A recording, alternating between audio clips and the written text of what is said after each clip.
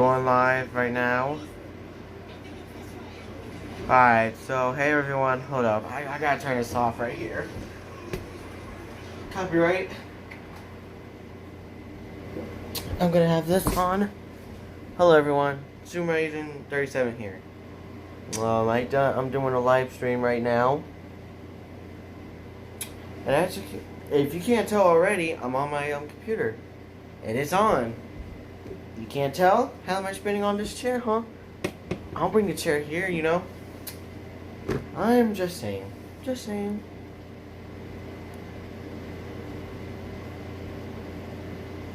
And let me change something here real quick. Wait. Let me change something, guys. I edit. Anyone can watch it. I have to change the title real quick.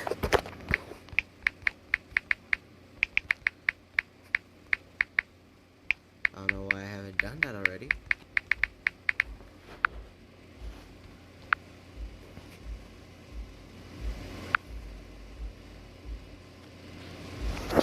I don't think I can do it.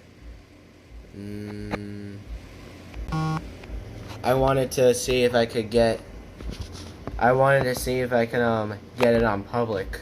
It was unlisted at first. I'm sorry. I had to went away for a few while because I didn't have this enlisted on public. So now let's get started. I'm gonna wait until some people pop in. And that's hopefully if they pop in. If not, future viewers can go back, even though not really a lot of viewers will pop back in.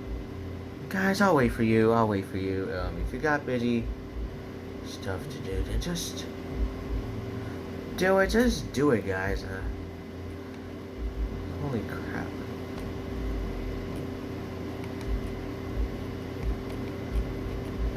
I'm gonna look in the summary here. I'm gonna look in here. I would give until the 3-minute mark or the 2-minute mark. I don't think I can really pause it until then, but people want to go in, just go in, just pop in. I just want to make heads up real quick. This is my GoPro, right? I have a GoPro. I haven't quite used it for quite a while, so what I want to do is that I want to bring it back. So what I'm going to do is that I might make some videos. Should I make some videos with my GoPro? The viewers who are going to watch this later, should I make videos on a GoPro? I think I should. I never use this for YouTube. And I have to tell you something else. So I was walking down in the basement to look for something to draw, right? I wanted to draw a character. But I'm not that good drawer. Like, yeah. Anyhow, I was going downstairs maybe to find some pen or pencil or whatever. Next thing, I come down the stairs. I saw something moving. Like, I think it was a fucking rat. I didn't see it. And I'm sorry for my language, but I thought I saw a fucking rat right there.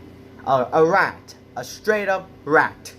Cause I saw it move. I saw it go in the cage. We got like a little thing, like something to cover up. Yeah. So, and I'm not recording on my GoPro right now. I really would want to, but I already started the stream. So, jokes. That's all aside that, and let's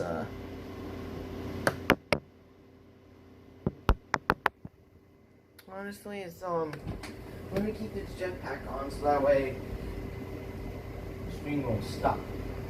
If the stream stops because of my internet, and let's go back. Yeah. So, yikes, my internet's so fucking slow. Maybe it's because I'm using up this one from the stream. But anyhow. Got this right here.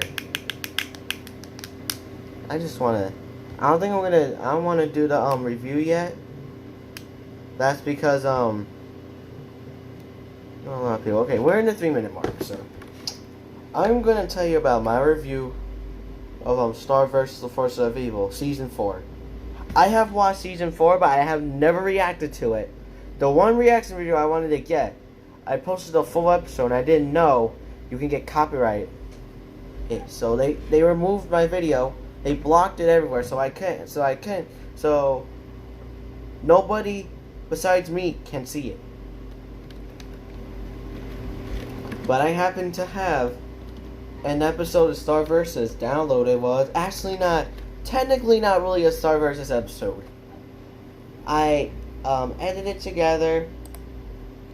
I did all that handy dandy woo woo woo.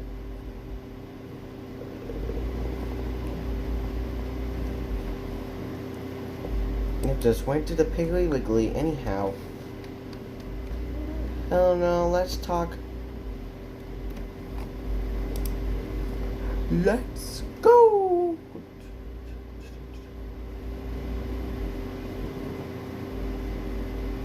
Honestly, if people have any questions, just let me know. We're gonna start from the first episode to the last episode. So let me make sure. I don't gotta use the bathroom. I feel like I got to, so. Guys. Do you guys mind if you, let me go take a bathroom break for a second? You're gonna look at my, background for a while, but I'll be right back.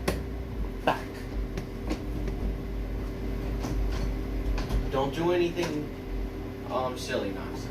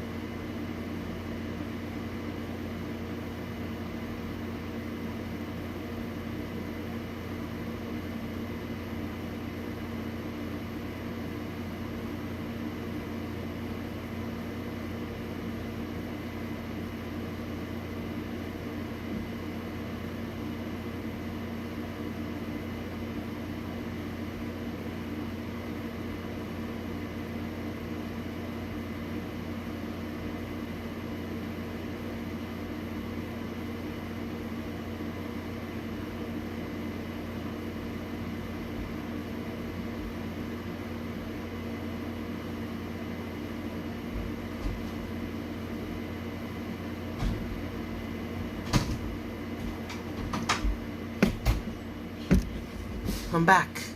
Alright, so did you guys do anything funny while I was gone? Why is this concept over, huh? Did you guys do anything funny while I was gone? You better not be. Anyhow, let's go back to the stream. So, let's start with Season 4, Episode 1, Butterfly Folly. So, it's just, the Butterfly Follies was just a build-up, you know, starting from Season 4, starting, with the build-up from Season 3, Star gives, her wand to Eclipsa, no longer needs the wand. Moon is, still stuck in the magic realm.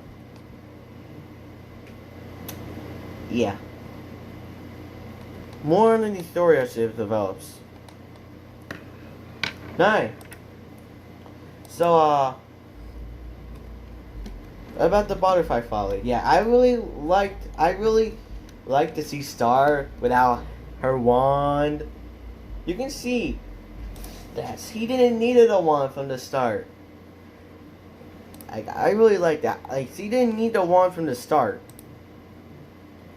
Because you just normal blast, and then yeah, just like that, and I liked it.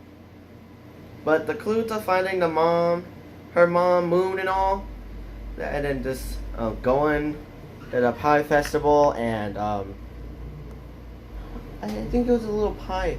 Yeah, it's a pie festival. So festival. I keep saying it like vegetable. Something like that. I'm sorry. I can't understand. Anyhow,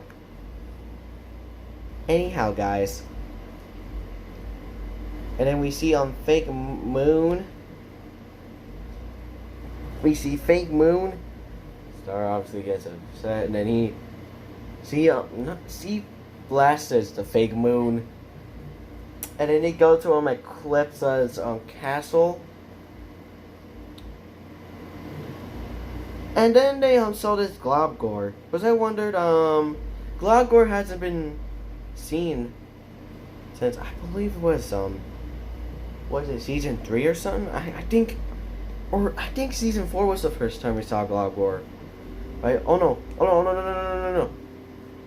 Globgor was mentioning about Globgor. And they even showed us a picture of Globgor in the trial episode of Season 3. Personally, I give Butterfly Folly 9.5 out of 10. Yeah, 9.5 out. No. Let's do it 1 out of 5. Like, alright, so it's gonna be a 5. Honestly, I really liked the episode. It was good. It was just good. Like, the build-up and all was good. And then we find out that Moon was actually in the pie thing. I don't know what you call it now. Now that I go back to that episode, I'm not sure what you call the pie one. It's the pie folk. Escape from the pie folk, yeah. Which brings us to Season 4, Episode 2. Escape from the pie folk. So Star finds out that Moon works for the pie folk. So he finds this little young gentleman, like a kid of some sort, but like a little gentleman. So he uses the little guy uses. I call him a little guy because he's obviously little. I'll show you an image right now, but I'll show you an image right here. Sorry, don't stop that. That him right there. That guy. So it turns out that you're his dad. Oh wait, hold up. I really only know much about the episode. Like, I don't go into much detail when it comes because I don't remember. I have to go back. Yeah, start with the villager. They stole the village, the wagon. Yeah, the wagon. So they go into this place, and then Then I just like this. I like the battle. Like, I really like the battle of it all. Like, I just like the epic battle. Like, how Stars just take it out all these, like... I mean, even though I didn't really like the, all of them fighting all of them, because some of them were even innocent. I gotta admit, some of them were innocent, and Stars just wiped them all out. Like, why not? Let's go. I don't fucking care. Just wipe them as much as they could. So, Star sings this song. So Moon remembers this song. It's called the Little Bunny Thing or whatever. I don't know. I think it's Little Muni Bunny. Yeah, Little Muni Bunny. Yeah. I don't know. I'll give Escape from the Pie Folk 9.5. It looks good. Really had no kind of plot build up. Just like how season 1. Just like no, episode 1 did. I expect to be like a little thing in the background going on. So yeah, so not much of a build up expected. Well, why not? Alright, on to the next episode. Moon Remembers. So, this is about when Star, like, when Moon comes to Muni and Star wants to hide, wants to know when the exact time to tell her mom about the Glogbor thing. So, we go to the temple, right? We go up the temple with, the horse. I think it, I don't actually remember. I think it was a horse or something. So, we obviously get this little plot of twist. It's called, we get the, catch up from, Conquer. So he brings us up to the speed, everything that happened in Conquer. I have this on, here. I have the, thing on the screen, to be honest, because I don't really remember much of the episode, to be honest. So inside the temple, so Star shows Moon how it has approved since Eclipse has took over as the Queen of Muni. And then when Eclipse enters, she gets to see Moon again. She's excited.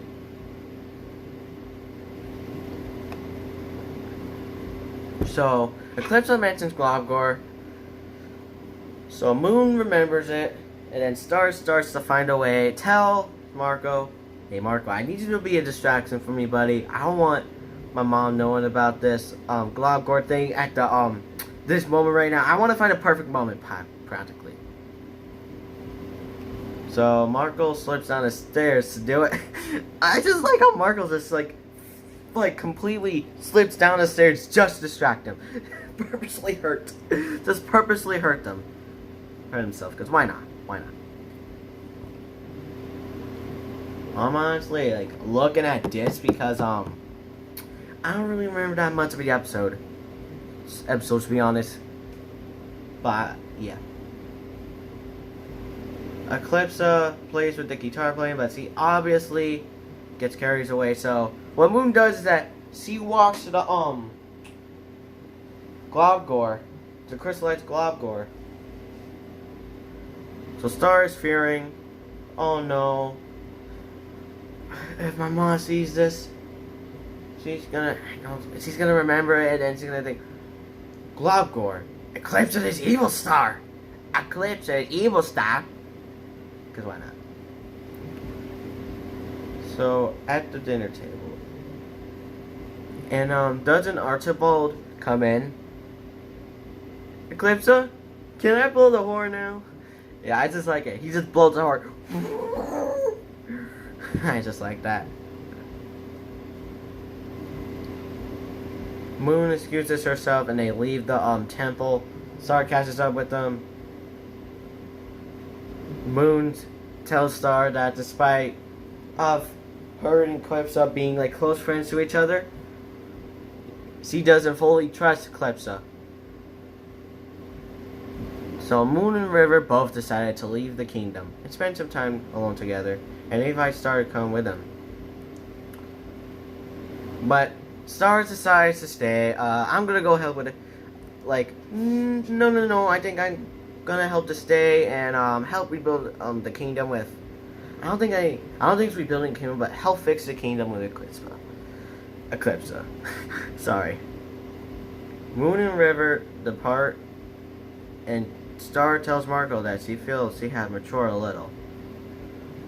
At all, honestly, like, I watched the episode. I really liked the episode. Believe me. I give it a 9. A 9 out of 10. It was, then again, it was not, I'll give it actually an 8.5 because it was actually not really a plot build-up, but rather, like, I think it's a little bit of a plot build-up, but just not that much. So, yeah, Moon Remembers gets an 8.5. Up next, Swimsuit. Yeah, this episode title is actually named Swimsuit, like the swimsuit, like the one you wear when you go swimming, huh? No, duh, Adrian. It's obviously in there, no duh. Anyhow, so Star, Tom, and Marco prepares the day that was fulfilled in Beach Day. I actually honestly thought this was gonna be the Beach Day build-up, but it actually wasn't. I'm not gonna spoil the rest of it. Eclipsa pulls Star away from packing something to get her help with something. Globgor, so Eclipsa finds Rumbulus floating unconscious in a vortex of dark magic. So she explains that Eclipsa went to Rumbulus, I'm not sure how you say his name, so excuse me if I say his name wrong. Rumbulus dimension. She went to Rumbulus dimension and tried to convince him to free Globgor. But when Rumbulus refused, they argued and Eclipsa used her magic on him out of frustration. So yeah, practically, Rumbulus is being a total dick. I just like find it, yeah, why not? So Star suggested, alright, let's reverse the effort of your magic spells, Eclipsa, and let's wake up Rumbulus, because why not? Like, I mean, you have to get in some kind of agreement with him.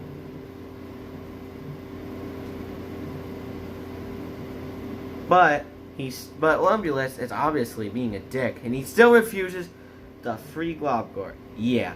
Before the two starts arguing again, Star acts like a meditator and convinces them to talk things out. Yeah, talk things out. Just when Star leaves to finish packing for Beach Day, because why not? Why not pack for Beach Day? A fight place on the show. Alright. Alright, not guys, not a physical fight like that, but just where they hurl spells, crystals, and insults at each other. What about fists? Yeah, I wouldn't hurl some fists. Okay, let's stop this. Let's get to the point.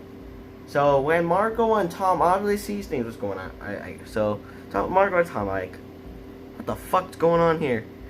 They actually didn't say fuck. So don't take me as that. I have to put a language warning in here now, because I cut so many times.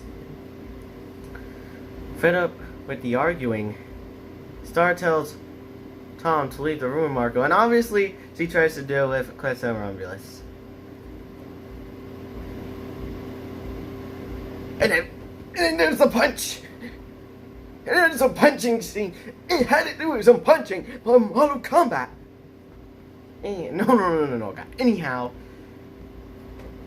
Eclipsa cast a body swapping spell. This is all of a sudden, like that. As Eclipsa is in the process of it, Star tells her that this isn't the way to get what she wants, and that as she goes through with it this way, Star's basically saying, this is not how things are gonna work out. And if you go through with it that way, I'm gonna lose my trust with you, Eclipsa.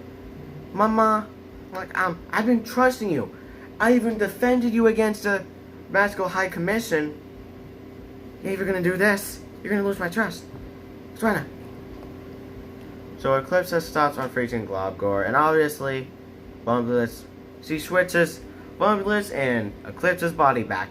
So yay! A happy ending! So Eclipsa apologizes to Bumbulus again for her impulsive action. Bumbulus is still angry at every center towards her, and he reinforces Globgor's crystal prison before leaving.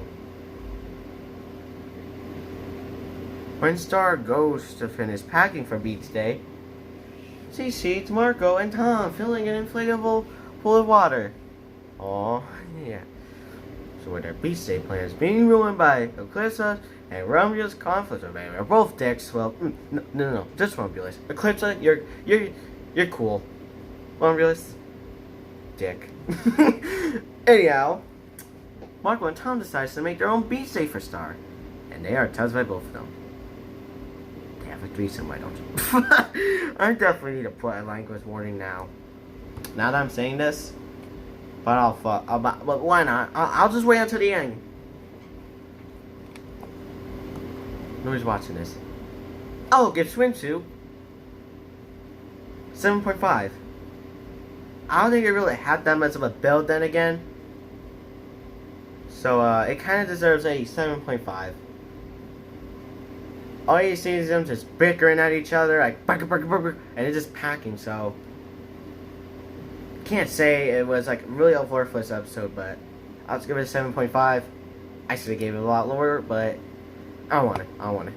Honestly, it received enough good attention. Welcome to Ransogram. You ever had to enter our Ransogram on your computer? You ever got a virus on your computer that requires you to enter our Ransomland? I don't think I ever got that. Let me turn this. I never got that before, but got a ransom virus on your computer? Just let me know. Anyhow, let's get to it. Star and Marco. So Star recreates her bedroom in order to improve her temporary working conditions. So the castle was destroyed during Conquer, and Star has to get another room because it took over. Took down the castle. Why not?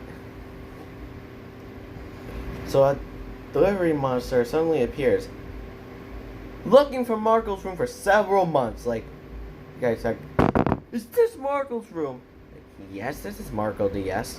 Oh, I've been looking for you for 7 months. And then it's a wrestling clan. I think I can say the exact words. You stole our sword, so we stole your dragon cycle. So bring back our sword, then you get your dragon cycle. I don't know what the last word was. I know it went something like that. So in the Ransogram, Marco demand the return of their. So the creatures demand the return of their swords in exchange for dragon cycle nachos. Yeah, nachos. Nachos. I just really like that name. Marco goes to the Never Zone, and Star comes with. You like seeing Marco. He's muscular, bare-chested, like abs.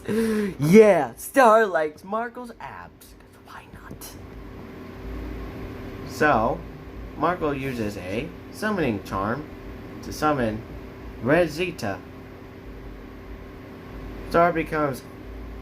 So, Star is bisexual. We learned in this episode that Star is bisexual with Zeta. I'm not sure how you say her name. Upon reaching the Never Zone, Star, Marco, and Zeta discovered that the Never Zonians, once grand capital of ice, is now a mess of melting towers and slush. So, the ghosts of the Never Zonians demand that the Neverblade be returned to the pedestal that Marco removed it from in exchange for nachos. However, Marco refuses to give the sword back, so he, Star, and Brazilla fights back the fucking ghost. So they go. No, just kidding. Eventually freeing Nachos on the outskirts of the Never Zone, the three of them celebrate their victory. Nacho reveals that when Marco stole the Neverblade, he released a fire demon that has been terrorizing the Neverzonians and melting the castle every night for hundreds of years. Marco feels guilty, so he wants to stay. Like, Star, I want to stay because I want to go back there. I just want to fix the mistake. So Star's like, no, Marco, you just made a mistake, man. Come on, let's go back to our world. Why not? Oh, no. Though they return to the ice castle and they confront the fire demon. As Star and Brazilla keeps the demon busy, Marco needs to put the Neverblade back in its pastille. But it proves to be very powerful even after Star lures it over the edge of a cliff. Eventually, Star and Brazita manage to keep the demon at bay long enough for Marco to place the Neverblade back in its pastille, causing the fire demon to be imprisoned again. So in order for to make up for the centuries of suffering, I think I mentioned this earlier, but Marco's like, Star, I need to rebuild the kingdom and I'm gonna go stay in the Never Zone. Well, you return to Muni with Nachos. Still, Star's basically like, Marco, you just made a mistake, man. You don't gotta stay there. You just made one mistake. But Marco's like, I don't want to run. I can't run from my own mistakes. So he puts a Star back into the portal. But he returns just a few seconds later. Though from his perspective, a few months has passed. Star welcomes him home. So yeah, it was pretty good. Honestly, I'll give the episode a 9. Why 9? Actually a 9.5 because the episode was that good. So we're no longer doing the 5-star rating. We're doing a 10 thing. So I'll give it a 9.5. It was nice, to be honest. Time for the next episode. Lake House Fever. Welcome to Lake House Fever. So this starts off by Tom and Star surfing the waves while Tom's family his family hangs out on the beach. Star says, "Oh, I'm gonna leave and help Marco make dinner for its family on Earth." Tom honestly asks her, "All right, Star, hey, why don't you stay out and hang with me some more?" But Star said, "Well, I want to keep my Well, I would love to keep the engagement with Marco and all. I would like to stay, but I want to keep my engagement with Marco."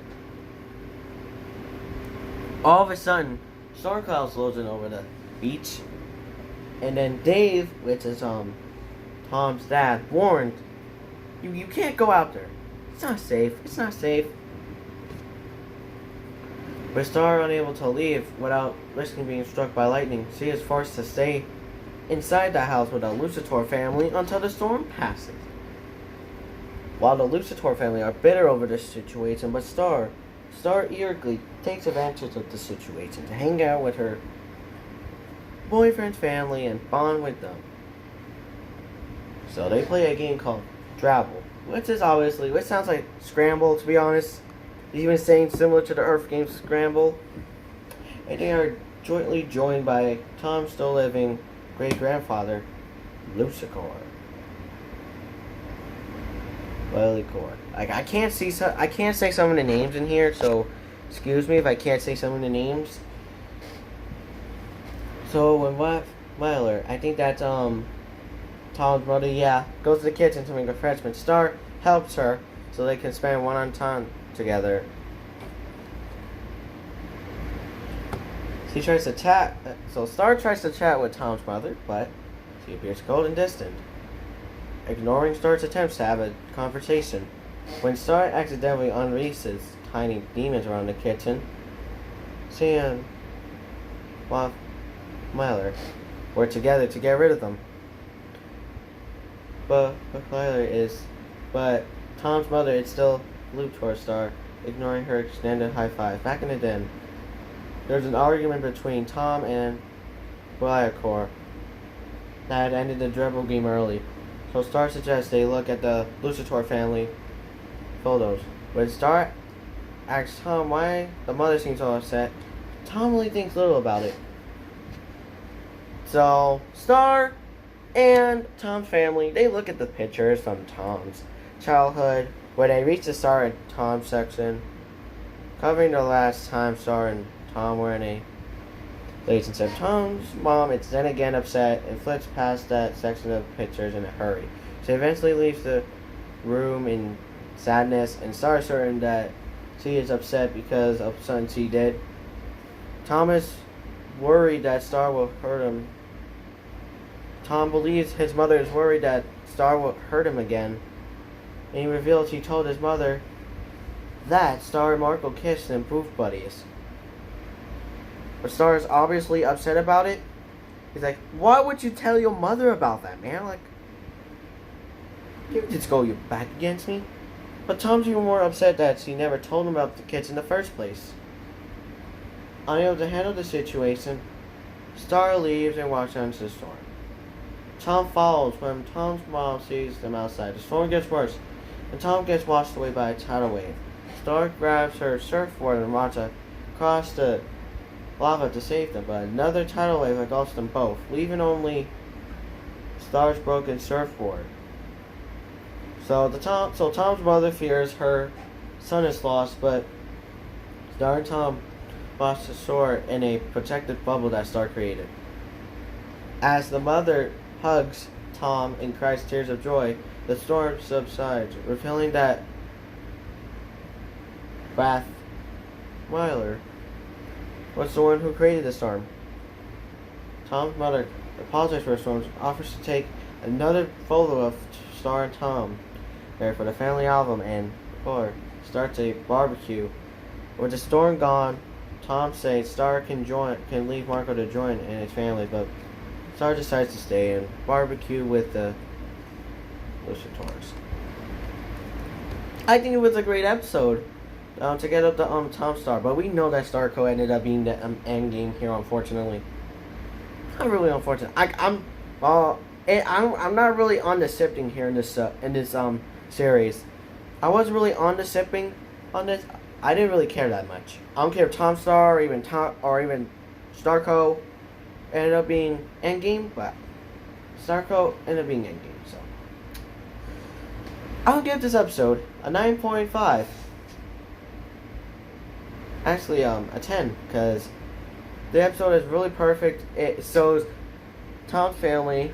Why not? So it's a 10. It's a 10. Yada yada berries. So Eclipse does an breakfast, but sees that the bowl that the monsters are being served in are like dog bowls. So sorry. She demands Manfred. That's why I took a long pause, because I was remembering the one man, the one guy in the episode. So so Eclipse tells Manfred that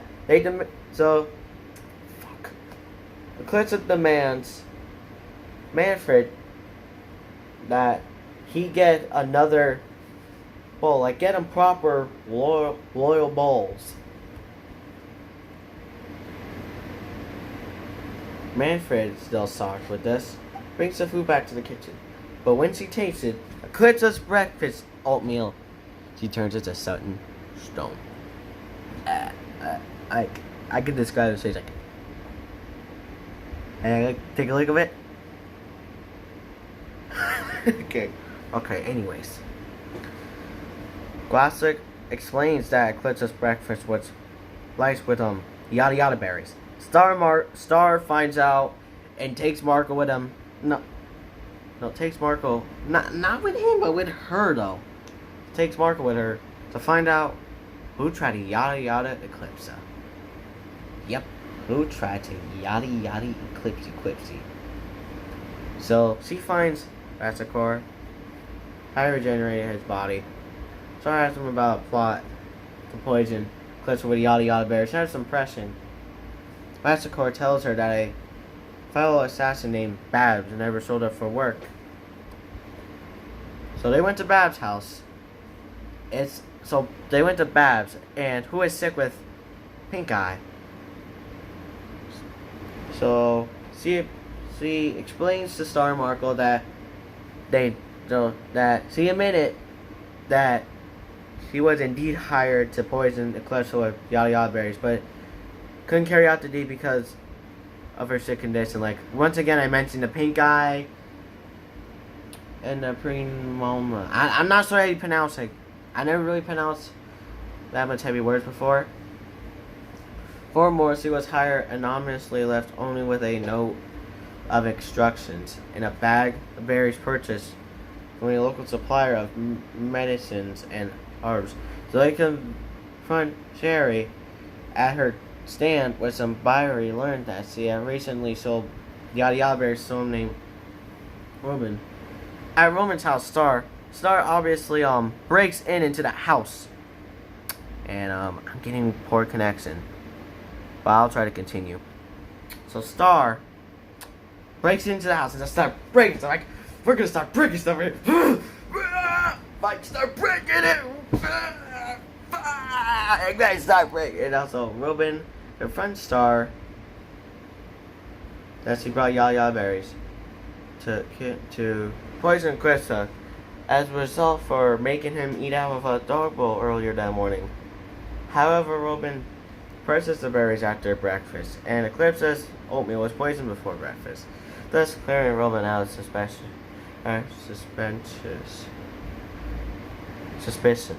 There you go. Robin points out that Eclipse has numerous enemies that wish to see her assassinated. So Star and Marco returns to Sherry. Obviously, Star is not taking really kindly of this anymore. So she presses Sherry against her face. It's like, for more information on who brought the yada yada berries from her, threatening to bring her back to the monster temple and having Eclipse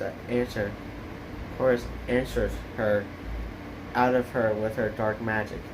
In order to protect the client's identity, Sherry drinks the yada yada berry juice and turns herself into a stone.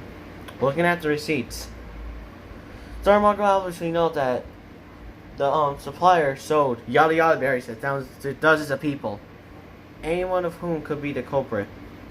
Well, anyway, to narrow down the suspects list, Star eventually imprisons all of them who recently brought yada yada berries.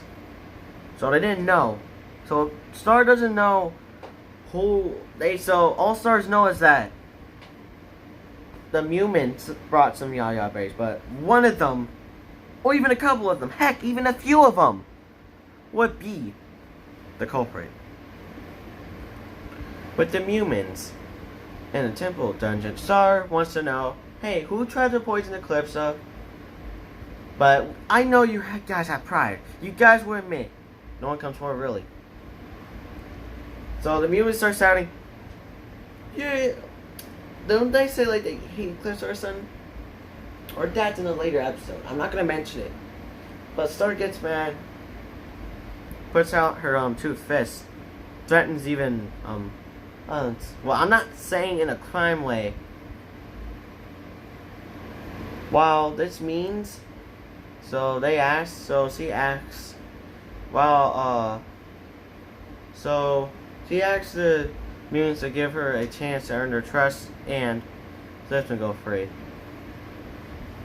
Well, obviously we don't know who the assassin was who tried to poison Eclipse. Eclipse resolves to earn the mutants' trust. So there's one thing they left down in the episode. Who was the culprit? Could it be the Moscow High Commission? It could be the Moscow High Commission. Or, better yet, Ponyhead. Ponyhead is not in this episode. We're gonna go to the next episode. Right after I get a drink, cuz my lips are dry. My lips are dry, so I have to go get a drink. don't do anything fun while I'm gone.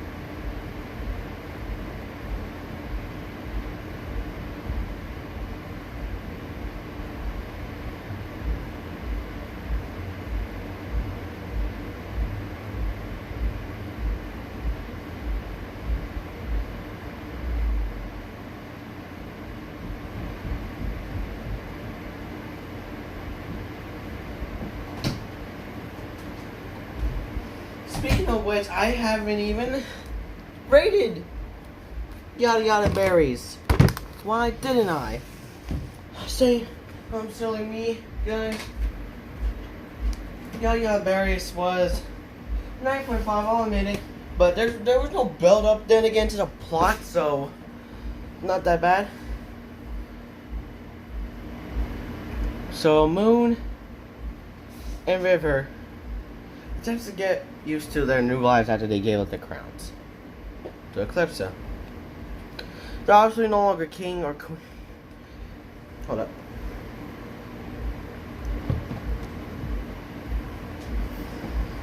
So during Moon remembers, Moon and River went out camping, attempting to make a new life in the Muni wilderness. In their search for new home. I thought it was camping. Well, they're just gonna permanently live there. Moon tries to collect fresh water, but the dad of the human family cleaning. No. The mom is cleaning her dirty clothes in it, causing it to get contaminated. Moon suggests they moved further downstream, but the Maisleys end up moving in right across the stream from her. The Maisleys' constant nearby presence becomes an increasing. They're annoying Moon and River. So Manny and Mandel annoys River with their childish games.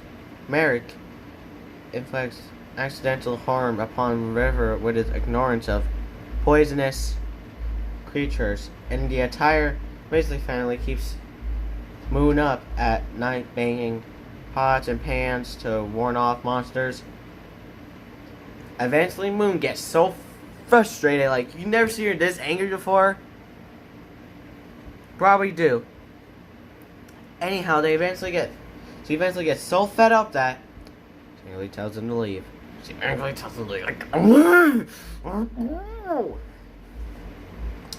Like that.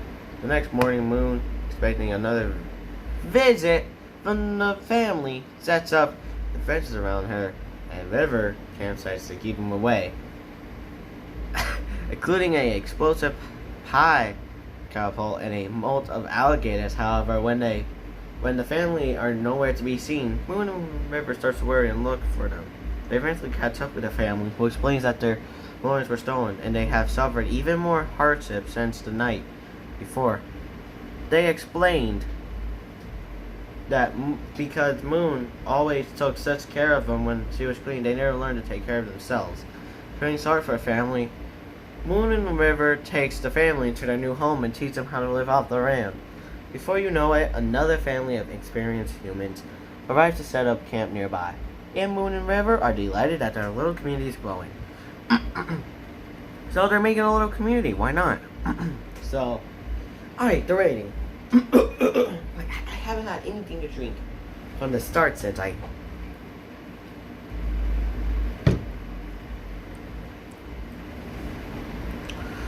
probably give this like an 8 out of 10. It's good, but it hasn't really had to set up any plot. It's just about Moon being annoyed by them and start like almost attempting to kill him. Kill the family. Like, you can see that Moon sometimes. You probably wonder why they put unpredictable in her name, because she's really unpredictable. But then again, it could be from the magic realm. I mean, makes sense. Why not? Welcome. And now, what's up next?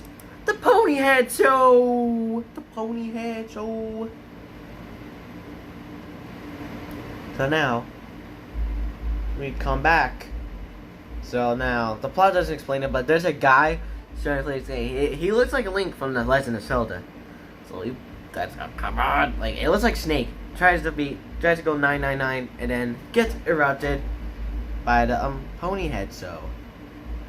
So Star wants to put Eclipse into the Ponyhead Show because it will make her more popular among the humans. It would broadcast, the Ponyhead Show would broadcast to the compact mirror phones of everyone. I mean, honestly, if there was a show you would be forced to watch on phone, like you were not able to quit out of it until the episode were to end, I would be really frustrated. Like, come on, it's my phone. I have rights to watch whatever I want. Come on. Yeah. Anyhow, during a commercial break, obviously the fans don't kind of like Eclipse and the Ponyhead Show. And during a commercial break, Ponyhead expresses disapproval of Eclipse's overall look. And when the time comes for her to introduce Eclipse to the show, Ponyhead continues to make the show all about herself. Because you know, it's Ponyhead. He'll make everything about himself. Like, oh, we fly. Welcome to the Ponyhead Show. And we take this little lady right here. Look. A little lady right here. Well, I just keep my eyes on me, okay? Just like that. And it's like my cousin is in it, and I'm like, oh god, here's my cousin, but just focus on me, okay? He's not important. I am. I would never do that in real life. Come on. I would never do that in real life. So, off to the side, Marco and Kelly prepares food ingredients for their own cooking segment. They have their own cooking segment. They're going to discuss whether or not the shows are fake. Marco obviously reveals that professional wrestling is fake. Like, you don't see a guy fucking slamming without fucking injury. Yeah, so I think it's fake too. It's fake. It's fake. It's fake. So Kelly walks up. Marco goes to Kelly to apologize. Kelly says he's already gone over it.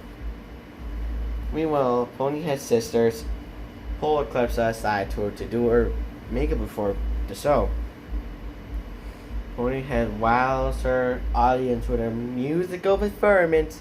And when the time comes for her to introduce Marco and Kelly, she disregards them and still makes herself the center of attention. Well, I'm like, it's like me saying, we have a cooking segment going on. Well, fuck it though. Focus on me, okay? Why don't you? If I ever had segments, I wouldn't just go, look, there's a GTA 4 segment going on. Fuck it though. Right? Why not me? So Star, getting fed up with it, pulls Ponyhead aside and criticizes her for being self-centered. But Ponyhead assures her that her efforts will succeed in making Eclipse popular. Star sees that Ponyhead have given Eclipse a makeover. To make things even worse, Star learned that Seahorse, Ponyhead's boyfriend, hacks the phone so nobody can turn off their phone as they want to. Like, just imagine that on real life. Like, I don't want to get too political right here, but let's say you have to view a news of Trump. Like, everything about Trump you have to view. So what you do? Of course, why not? Let's make a news about it. And then, if people want to quit, let's make them not quit. Because this is more important than your YouTube life right now. Your game is not important. You just need to watch this. If you do not even think about wanting to turn off your phones or anything, you will not be able to. Even the phones won't even die. The phone won't even die. It'll just go -1%. Yeah, it'll go -1%. But after or so, it's gonna die for sure. Pornhub receiving a bunch of hundreds of downvotes and angry mobs of humans. Star apologized to Eclipsa as her plan to improve her popularity completely fails. She thinks Eclipsa to back off the show, but Eclipsa wants to show her subject who she really is. So Star takes Pony up out like, you can't be fucking doing this. No. And just does he put like a little cupcake thing? Tap Pony head quiet.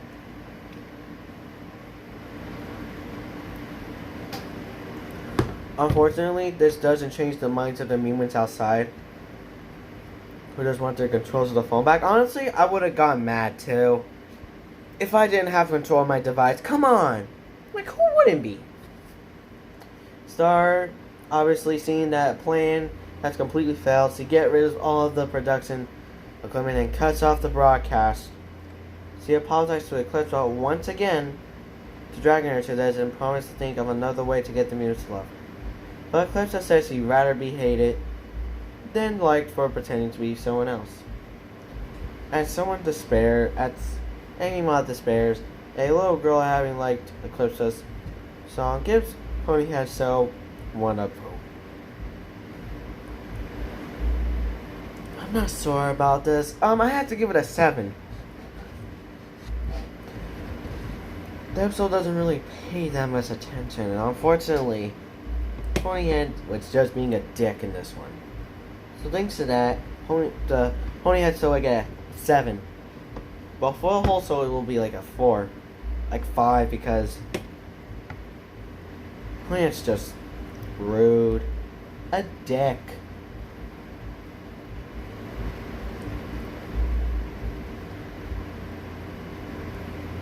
9. Up next, surviving the spider bite. Ow! Ow! There's a spider on. It's a spider on me, guys.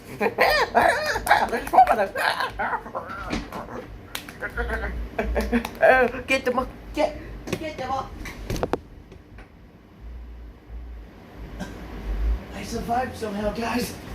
Yeah, I survived. I survived, guys. All right, surviving the spider bites. Let's do it. Zara organizes a royal visit between Queen Eclipsa and the Spider Bite royal family. So they take So they hide all the secrets. Marco gets bit. Zara races to get everything ready. When Eclipsa is nowhere to be found. So Vanellope to the temple. So Vanellope arrived to the temple and assures them that Eclipsa will be joining them just shortly. So they do. King and Queen Spider-Bite do everything. Star does everything to try to impress them or make them feel welcome, from the refreshments to the gallery of monster-made artwork formed by some monsters. When King and Spider-Bite are overly so critical of the performance, Star accuses them of being prejudiced towards monsters. However, Slime Monster appears, and not only is he received to be Princess boyfriend, Vanellope's boyfriend, but her parents are also friendly with him.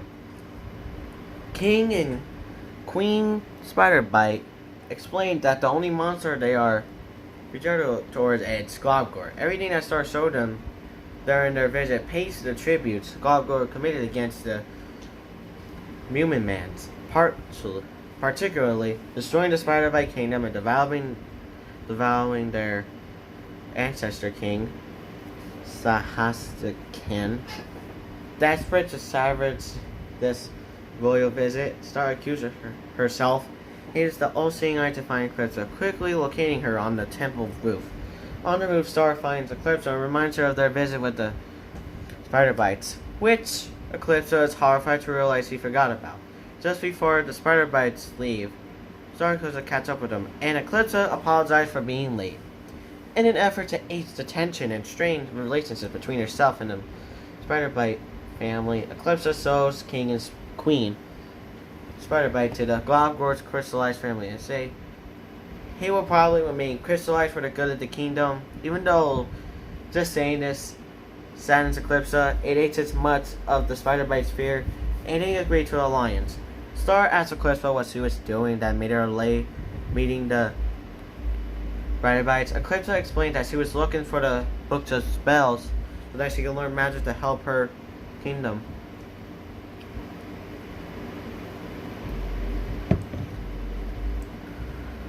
Star says that Ludo burned the book, but Eclipse says any piece of it is still intact.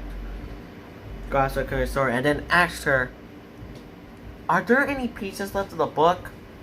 Star nervously answers, "Oh man, no, I don't really have, I don't have it.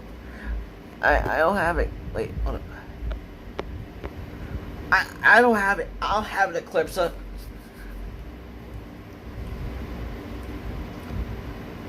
So she takes out. So Star takes out a small box and opens it to reveal the piece of book she had thrown into the world of magic to bring Glossa back to life. So there's obviously still a piece of book that Glossa can use to restore it. So we can restore it. Just like I really liked it. I'll just give this one a 9. It was good. It was good. Alright. Next up, we're gonna go to out of business. This is about when the Quest Buy it's going out of business, just like Toys R Us is. Yep, guys, Toys R Us will be going. Toys R Us is going out of business.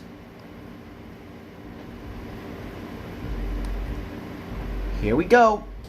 Star gets a notice in the mail saying that.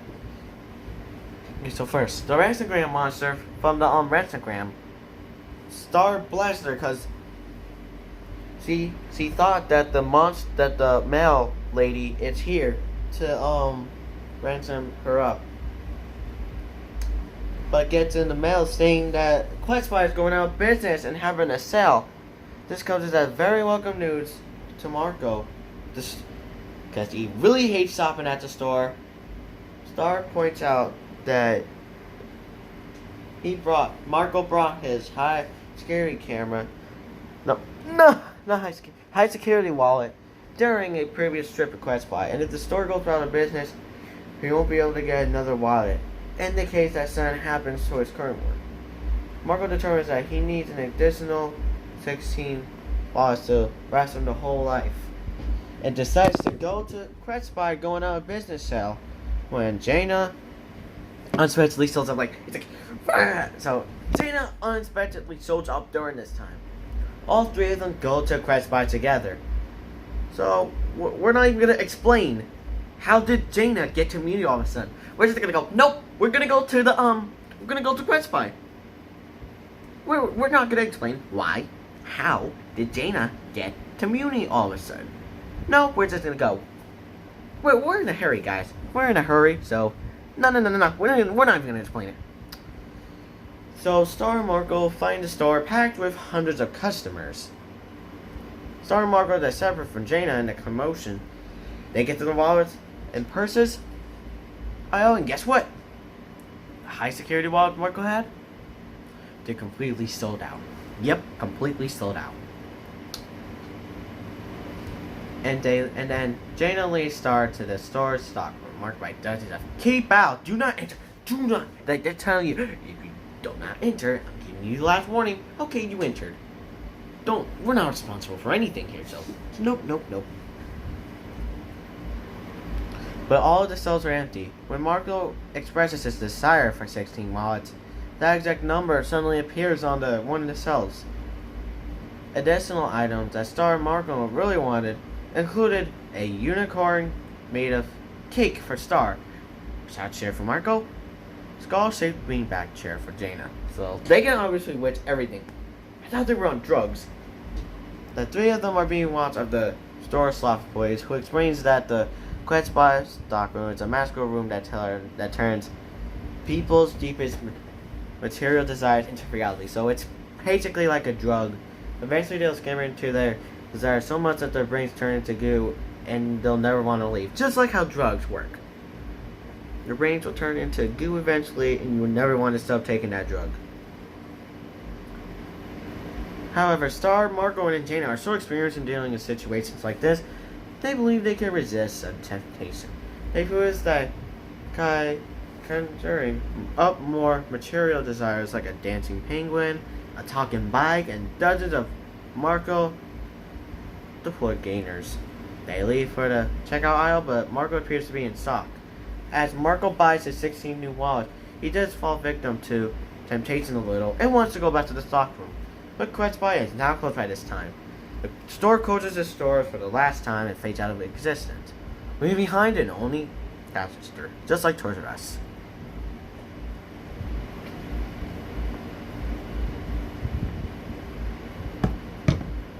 So much talking, like, dehydrates me sometimes. Like, I'm in an hour in this. I'm probably gonna take a shower after I finish. I want to take a shower. I was just going.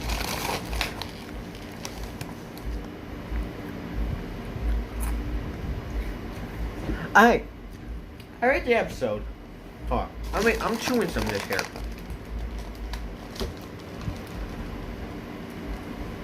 I give the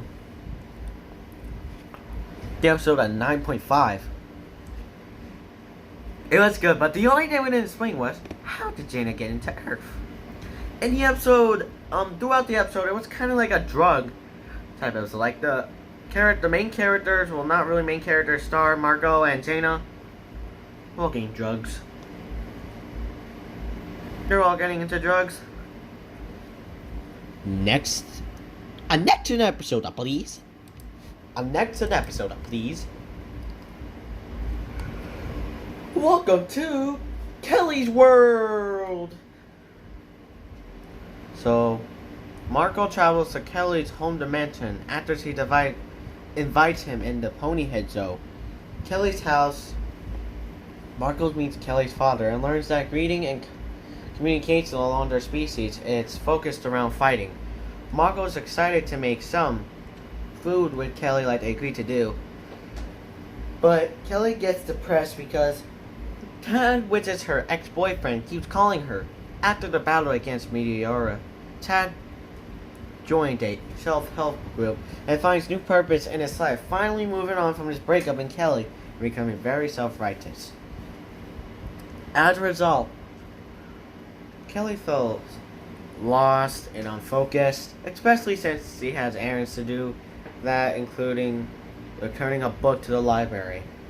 Marco offers to do errands for Kelly, so it won't be boring, and she gives him a wallet body cover to protect him from any other wallets looking to pick a fight on their way to the library. So they want it, so the wallets want to pick a fight.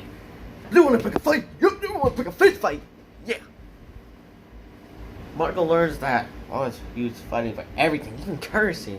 He asks if Linda has any dojos for practicing karate. Kelly doesn't know what a dojo is, but she recognized karate as being similar to a Wolandan martial art of hairdo.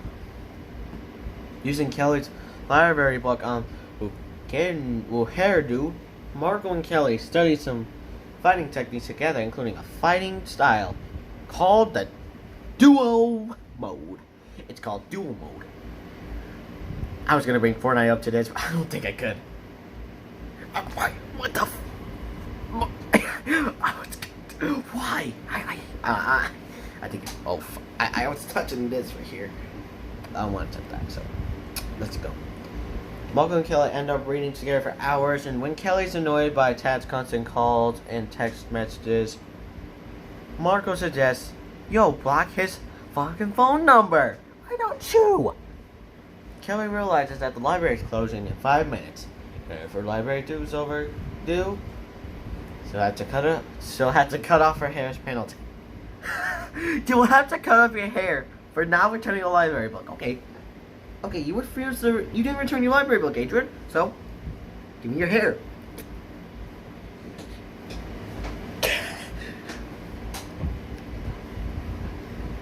They are a few seconds too late for the book is overdue. Librarian prepares to cut off Kelly's hair. Still pressed from earlier, Kelly resigns herself to her fate, but Marco challenged the librarian to a fight in which Kelly will be allowed to keep her hair, but Marco wins. Marco and Kelly team up against the librarian. When he unleashes an army of hair ninjas, they employ the duo mode to fend him off, eventually emerging victorious. When Ted calls Kelly again, she admits that even though she wants to move on, she's going to bring herself to block his number. Marco sympathizes with Kelly's situation, admitting that his feelings for Star are getting in the way of the feelings he's starting to have for Kelly. Kelly processes and admits he's starting to feel the same way. Both of them acknowledge the poor timing of their developing feelings for one another, and Kelly proposes that they be breakup buddies. They get over those feelings and move on after them. Has a bad breakup. Kelly the kids Marcos on the cheek. Aww, we got a little first kiss. Yeah, think it's her. And they leave the library while holding hands. Aww. Let's hold some hands, you two. Let's hold some hands now. Hold some hands. Alright, anyways. I give this episode like a 9. So I give it a 10. Honestly, I still give it a 10 because the plot is perfect. We got to see Kelly's room. No, we got to see Kelly's universe. We got to see her family and all that. Let's move on to Curse of the Blood Moon. So Star and Marco at midnight, they eat a Captain Blanker's sugar seeds. So, wow, what's its timing to eat cereal at midnight? Yeah, at 12 a.m. I should go eat some cereal. Why not? Why not? So when one marshmallow is left over in Star's bowl, he puts another marshmallow next to it. She puts another marshmallow next to it so it doesn't get lonely. Why not? The very act of doing this fills Marco with emotion. He brings this to Eclipse's attention that every time he thinks he's got his feelings over Star like someone else, something happens that makes those feelings return. So Marco asks Eclipse if she has a spell to make those feelings go away, but Eclipse says he doesn't, remarking that feelings are worth feeling, even when they hurt.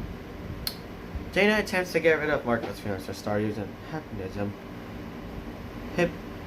hypnotism. Marco realizes the only way to overcome this is to tell Star directly.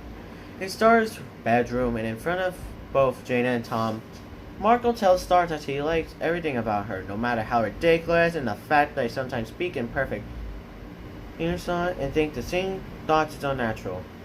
Tom recognizes this phenomenon and explains that when Star and Marco's souls were bonded together at the Blood Moon Ball, they accidentally fell victim to the Blood Moon's curse, revealing that their growing feelings for each other are a result of that curse. Tom says his great-grandfather has a study room with hundreds of books about curses and other things. Marco is upset and confused to learn that his feelings for Star were nothing more than demonic influence, but Star assures him that no curse can change the fact that they are best friends. Tom and Dana learn that the Blood Moon's curse can be broken if Star and Marco stand in the exact spot where the curse was placed, at the same cycle in the lunar calendar. But there's another thing. The Blood Moon Bone will be for another 665 years. Nope, not 166, not 666 years. 650, 665 years, To be exact. So what do you think about that? Is that some sort of censorship or something? Maybe. That may be some sort of censorship. Anyways, let's go back. So, Tom explains the situation to his grandfather and agrees to help. He suggests using a underworld relic called the Severing Stones, which can go back to anything physical, emotional, or magical.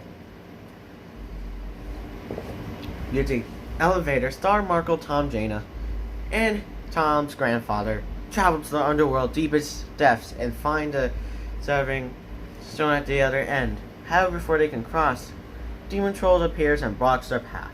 Marvel completely deduces that they need to move a couch in order to cross the bridge. Okay, you need to move a couch to move the bridge. Alright guys, we need to move the bridge. We need to move the couch first. Okay, you may cross it. You may cross. Alright. Stand at the other side of the bridge. Star and company stand before the Severing Stone as if to break it. The blood moon curse over the Star Markle. The Severing Stone agrees to do so, but Tom's grandfather, speaking from personal painful experience, warns them that in order for the souls to be severed, they must sacrifice the memory of their moments their souls are bound together. Star Markle agrees to the condition. Despite that, they step onto the storm platform. After a few moments of dancing, they find themselves back on the Blood Moon dance floor. When the Blood Moon shines its light down on them, Star Markle leaves the dance, he said.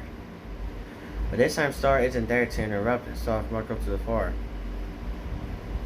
While Star Markle's having fun and all, Star is really scared. She doesn't know whether or not her feelings what's about because that it was the Blue Moon Ball. So all of a sudden the ballroom skylight cracks in half. Star Markle awakens on the Severing Stone platform. The soul severing is complete and Star Markle have no memory of what happened at the Blood Moon Ball after their dance. As a result, they see each other as best friends that Crutches asking for her to leave. Jaina uses the Severing Stone to sever her souls into two halves. Wow. Jaina, you're really creepy.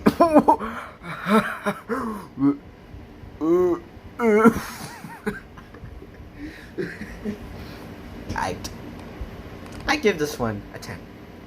A perfect 10. Because it's about when Star Markle really don't want to say their feelings, so what they do instead? Simple. Just sever our feelings. Yes, why not? It's just a really good thing. It's just a really good thing. Why not?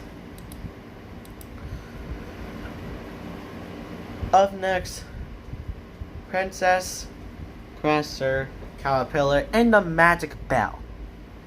This is a Ludo episode. Ludo appears before Princess Caterpillar while dressed as a clown named Nob Nob. Very quite similar to his confrontation with Star Butterfly and Bon Bon the birthday clown, and attempts to seize her magic spell for himself. Unfortunately, he fails miserably, getting tossed back into the voids between dimensions, eventually ending up at its asteroid home. Ludo curses himself for falling back into his old violence habits and wonders what he's doing with his life. Ludo's brother Dennis arrives alongside its own minions, Bird and Spider, with a surprise for its older brother. Taking Ludo to Muni, Dennis reveals that he finally moved out of his parents' house and used his life savings to buy back the deed to Castle Various, which is undergoing reconstruction. Ludo is reluctant to return to the biggest reminder of his past, but Dennis said he wants them to make new, more positive memories together. As Ludo shows Dennis around the castle ruins, he is reminded more of its past. In blind obsession with stealing Star's magic wand, So I think he gets reminded that his more worse self. I mean, even worse when Dennis reveals he reassembled Ludo's old throne and put some of this old monster army to work as castle construction workers. As Ludo's monsters rebuild the castle, they mentioned that the wand is now in the possession of Queen Eclipsa, and they wonder how Ludo would steal the wand from her. Further with reminds of his past, Ludo starts merely scamming how to get the wand from Eclipsa, and then it casts him in the act. Ludo angrily admits that he hates the castle and wants nothing more than to move on with his past. Just then, the evil J, Landbarn 3, which is the landowner that Dennis brought the castle from, appears with a contract that Dennis signed because the Dennis signed the contract without fully reading it. The ownership right to the castle revert back to Landbarn once reconstruction is finished. So Dennis realizes, I've just been scammed out of my family's fortune. And he feels foolish for being too trusting of other people. He tells Ludo to go ahead and try to get the magic wand again, believing that all he cares about. Taking up his old skull helmet, Ludo embraces his villainous ways to capture and torture Landbarn for the castle deed. Later back at the castle, Ludo has a surprise of his own for Dennis. He got back the deed for the castle and put some of her siblings to work as construction workers. As Dennis helps Ludo dunk a basketball, the two brothers are ready for a brand new beginning.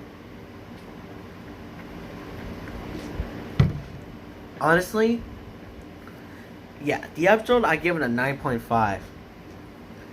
At least we saw Ludo again. Come on, like, why wouldn't we want to see Ludo again? I've been missing Ludo, to be honest. Like, I feel like he should have been in season 4 more. He's like no longer the villain anymore.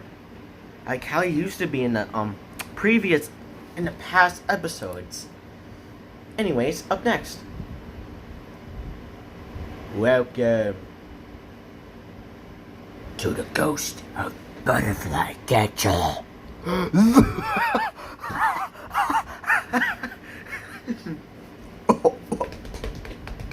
Anyhow, let's go.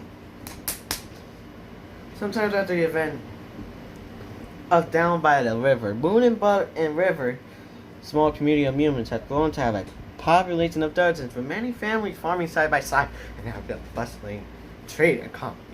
So they're making their cities like city skylines. Yay! City skylines.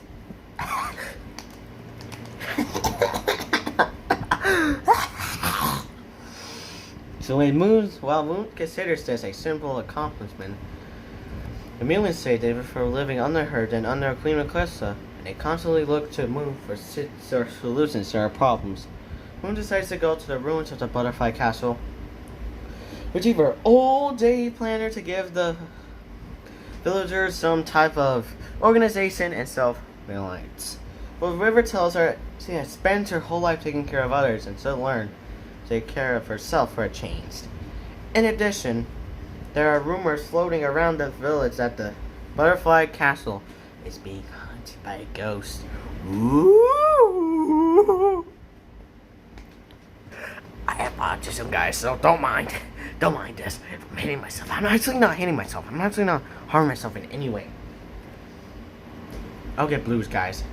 So, there's a ghost near the castle. Moon finds the surrounding village ruins plagued by looters and scavengers. Also attests to the castle being haunted. Inside Butterfly's castle, Moon sorts of ruins to retrieve her daily planner from her old bedroom closet. But before she leaves, she senses that someone else is in a castle with her. Venturing into the castle's lower levels, she passes through the tapestry and is rediscovers some crows that had been turned to stones by Yao birds. Also in the ghost appears before Moon as a glowing, floating white sea. When the Moon approaches Moon, recognizes her and poses off, revealing itself to me. Mina Loveberry. The ghost was Mina Loveberry. Yeah, guys, you heard me say it? The ghost was Mina Loveberry.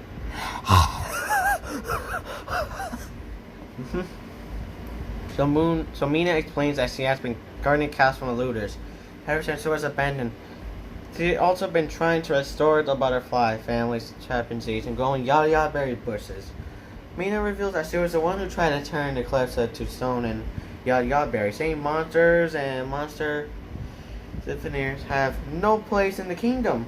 Mina asks Moon to restart to the Solarian program created by Queen Solaria that originally made her a magical super warrior so that they can dethrone Eclipsa. Moon thanks Mina for her years of servitude to the butterfly family, but she refused to start it because of the dangers it posed to the humans and after it. Underwent it. In response to Moon's refusal, Mina considers her a traitor to the kingdom and declares she will never stop fighting against monsters before leaving. Back in the Mumin village, Moon gives her daily banner to the arguing villagers and informs River that Mina is trying to take Eclipsa down. When Rivers asks what she's going to do about it, Moon decides to take his early advice and only worry about herself. I have to say, described by the plot and all, it'd probably be an 8.5. Not really a build up. Well, it turns out that the ghost was Mina Loveberry after a short while, so it kind of wasn't. Can't say a really good one. Anyways, let's play a game of Cornball. Yeah, let's play a game of Cornball. Why not? Now, I'm probably not going to need the wiki for this one. So, for this one, Star takes Buckfrog. No, so he organizes a game for Buckfrog to convince her to stay in Muni. But Buckfrog warned her that it's not gonna really make up anything. So obviously after that, the Cornwall game isn't really what it's supposed to be. Humans only picking humans and monsters only picking monsters. So Star obviously gets upset and says, "Guys, you have to work with each other." So I said, "Oh no, we're not working against each other." So they going against them, and then later in the show they just start fighting. It's to a point where the whole thing has turned into a riot. And so Star does her bubble thing to avoid conflict with the monsters and the humans. And then we see the kids. Playing with each other. Clearly, the younger generation, it's dominating over the fucking older generation. Clearly like that. It's dominating. They know how to work with monsters. But on the old generation, I can't work with monsters. We can work with monsters. It's just not worth it. Anyhow, the kids' game turns out to be good. And I didn't even need to look at the wiki for it. Well, obviously I clearly explained the plot like a little small. But I'm sorry. So, anyways, I give this 6.5. The episode wasn't really that good. I didn't really like how I kinda didn't really like the war that was going. Like I'll go up to 7, but that's all I'm going up for because yeah, I didn't really like the humans when they refused to not include monsters. Honestly, it wasn't really a good episode, but not a bad one either. Moving on to Meteora's lesson. We're moving on to Meteora. Alright, so there's not really much to say here. We'll just say that Glossaric, it's the so getting ready for a dinner party with Rich Pigeon. Eclipsa gets ready for it. Jaina offers to babysit Meteora while she's away. Eclipsa leaves for the party. Jaina becomes distracted with a game on her smartphone. Glossaric appears to take Meteora away, continues a dipping down lessons they had in secret. Yeah, they took it in secret. Glossaric takes them to a planes of time dimension, and he seeks out Father Time so that they can travel into the past. Father Time is, however, nowhere to be found, so Glosser gets forced to turn to the Bald Pete, the ferryman of the River of Time, and a former member of the Magic High Commission. In a sub-level passage of the Plains of Time, Glosser and Meteora meet with the Bald Plate, whose tendency to speak only in riddles frustrates Glosser every time they react. Glosser tells him to take him and Meteora back in time to the Age of Butterflies, but Ray Nordu accidentally takes them back a bit too far. The sea is filled with gold water to the group of humans watch it soar in a small boat, their memories becoming completely lost. The humans ask Glosser for his help, and he explains to them that they are the original settlers of Muni's.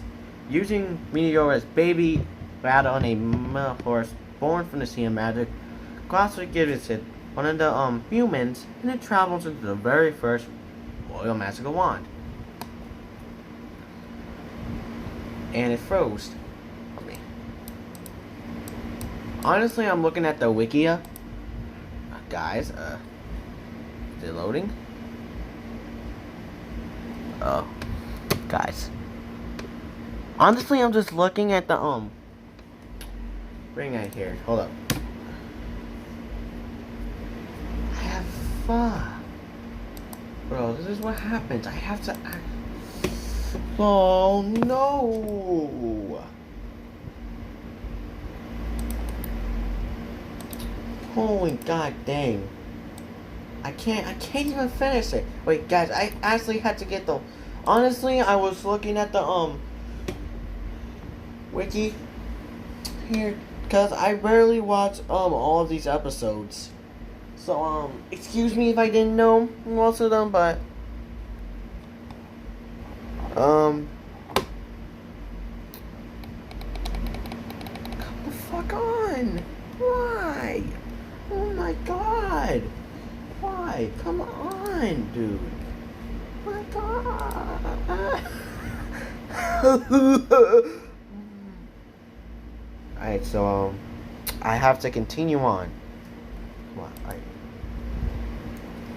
if this doesn't work, I have to cut in with night shift. Because it's not working so far. Alright, I just need to get the ending done. Here. So, Glosser and Meteora returns to the. Oh, I forgot to mention one thing. Returning to the River of Time, Glosser has Ray Nordal ferry him and Meteora to the originally intended destination. A young Toffee who has broken Glosser's arm during a previous excursion through time leads to a group of monsters in a anti-human campaign. When Toffee threatens to break Glosser's other arm, Meteora becomes enraged and finally learns to dip down. Use the same soul-sucking magic she had used in half-monster adulthood until Glosser's release. Toffee regards this as proof of magic being a threat and resumes the plan for the war against mutants. Glosser and Meteora returns to the monster temple. Glosser brings her down to her crib without saying a note since she's been gone. Just before Crystal returns, Meteora says dip down and baby speak, and Eclipsa thinks he learned to say daddy. When Meteora's lessons complete, Glosser believes magic to be in good hands. I would rate this mostly a 9. Well, then again, it was back in time. It was a decent episode, to be honest, and I like it.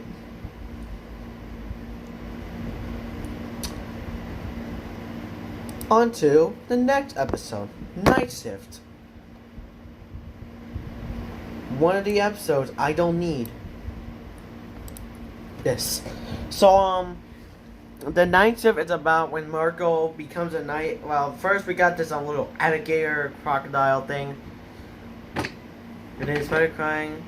Wait, it's the crocodile. Wait, it's the alligator person. Yeah, but they hold a knighting ceremony with several squires of the kingdom, including Marco, are promised knighthood. Star graduates Marco and gives him a cape. Mr. Candle, which is actually Mr. Candle, tells Marco that the duty shifts he chooses will be to the rest of his life. So Star is back congratulating Marco, but Marco tells Star, I cannot be knight forever. I can't live on uni, and I have to and I have plans for college. I have a baby brother on the way. I honestly didn't know it was actually a baby sister. It was honestly a baby sister, but just wasn't mentioned. Why not? Star understands Marco's decision, but offhandedly, Star calls him a quitter and quickly leaves the room. Star vents about his problem to Manfred, which is still frozen in stone since the yada yada berries. The little dirty yada yada berries. You fucking did this. You fucking did it. You fucking did this. Anyways, waiting in the candy bar, which suddenly he is adopted in a sack. He and his fellow new knights, including Higgs, are taken to the den of Knights for the night out party to officially welcome them to knighthood and celebrate the lifelong post they chose.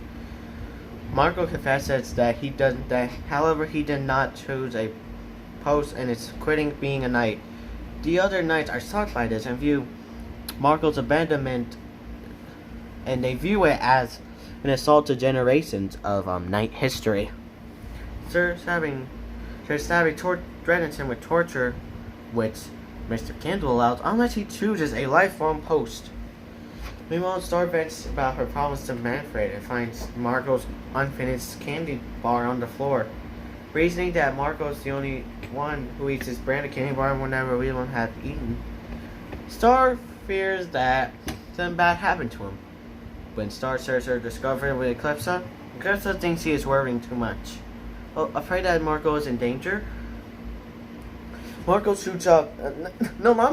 Star suits up in an armor suit. Yeah, the one that was in there since I think it was in the it was in the season 1 episode. I remember.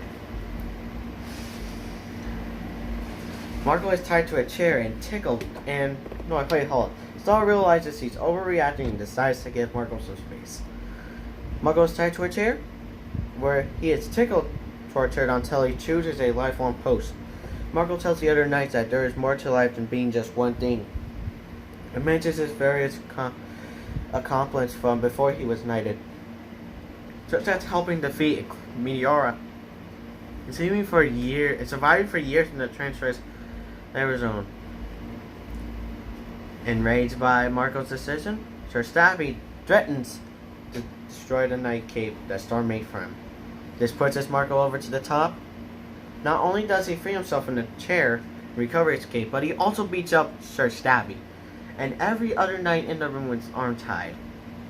Sir Crandall questions Marco's refusal and Hits accused him of thinking he's too good for knighthood. Fed up with the other's inability to see his point of view, Marco opens a portal to the Never Zone and welcomes them to try it for themselves.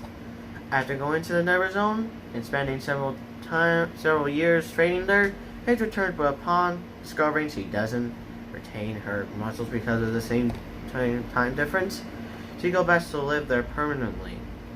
A little while later, Marco finds Star watching the sunrise on the roof of her tower. She apologized for being awkward the day before his decision to go back to Earth. Marco said they still had time before he leaves, and she promised to visit Star all the time after he go back home. There we go. We're going back to Starco again. He even gives Star a cape similar to the one she made for him. And says even though he's going back to Earth, it doesn't mean they can't go on more adventures anymore.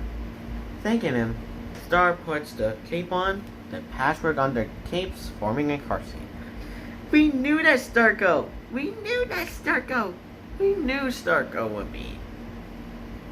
We knew that Starco would be a thing. It even explained it in the night shift. Anyways, I give this episode like a 9.5. It was good. we got to see Mr. Candle, Mr. Candle again, even though it's Sir Crandall. I actually said its name because I believe it is Mr. Candle. Until Queen napped. oh no, who got Queen napped? I can assure you, I can tell you who got Queen napped. Okay, so Archibald goes, so he goes, hey, your majesty, I got your morning tea. And he knocks again, no response. Eclipse him, finds his, note on the door and starts screaming, "Ah!" And then, Star Marco, Ponyhead, and Jaina go check it out what it's talking about. Star gets worried. Jaina's questions, who's even powerful enough? Star doesn't even know, thinking that it might be the High Magic Commission.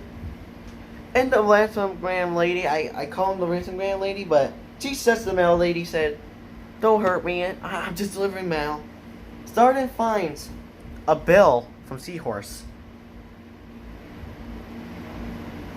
And then Ponyhead says he wants to find out, like the detective shows. Star clearly says, we don't have time for that. And portals up the magic eye. So the all-seeing eye. So it's turns out, so it's Ghost. So they told Star to give what was, how much the gold was again? I don't know. It was the gold, 1,000 pounds of gold, and they threatened to kill Eclipse if Star keeps using the eye on them. Ponyhead. So Star says, let's keep this under wraps, but Ponyhead said, let's say they already know, and then Star's like, wait, how do they know already? And then Ponyhead says, status update. So they warned all the humans. It wasn't until when they were questioning Star, who even, how should I feel bad about this? So not being able to sure how Star respond, but clearly seeing how Star cannot respond, Ponyhead claims that, says to the town folks that if they don't find her in 3 hours, she's gonna die. Then again, it could have been before midnight, but then again, it was taken before morning, cause I have your morning tea. So accordingly, it may be off screen when they took it. So 3 hours was before midnight. So I said 9 p.m. exactly. Time has to be worked around Muni around somewhere, son, like different like that. So Ponyhead claims that if we don't find Eclipse in 3 hours, she's gonna die. Star Sword wasn't meant to say that in a way. Gets mad at Ponyhead, and then Jaina finds another clue. Surrounded by fire.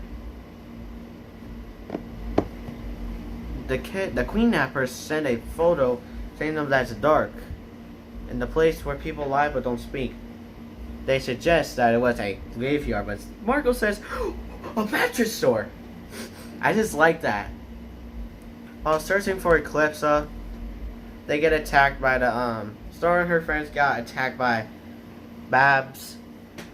Remember the next school by Bull and Arrow? A photo of Eclipse surrounded by water. And I wrote that says, I watch it from the water, but I never get wet. Hold on 1 second.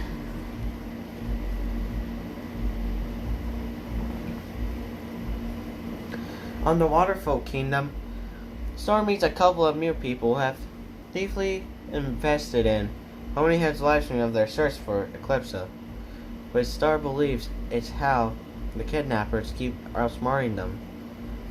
She used the concept to summon the prince literally of the Waterfolk and accuses him of being master behind Eclipse's adoption. So Star's obviously kind of in a panic. So he's obviously losing it in some sort of way. So, but Larry doesn't know what she's talking about. When Star sees herself in the water, she realizes the answer to the last riddle is in the Orfolk. It's a reflection. She shows her friends the bill from the Flecticore, which shows a debt of 1,000 pounds of gold, and she realizes Pony Head boyfriend and Seahorse is the true mastermind. At the Reflecticore warehouse, Star and others find Eclipse tied up, but it realizes that the mask was actually a virtual reality prototype, and that Eclipse was just playing a video game in the environment she appeared in, where images displayed from a projector. The inner circle appeared, and turns out it was Ponyhead's sister. And then there was the Ponyhead soak. It was about a live stream. Wow, why? Honestly, I would give this. I like the episode. I just give it 6.5. I kind of didn't like really the plot of it. Honestly, I like seeing the episode and all that, but I didn't get the plot. 6.5 out of 10. Probably one of the lowest shows. I still give it a thing, though. So I'll probably do that much episodes for now. I won't make a part 2. This is my first part. This is because I'm already reaching like an hour and a half for this, so I don't want to go over an hour. So I guess see you later. Bye bye.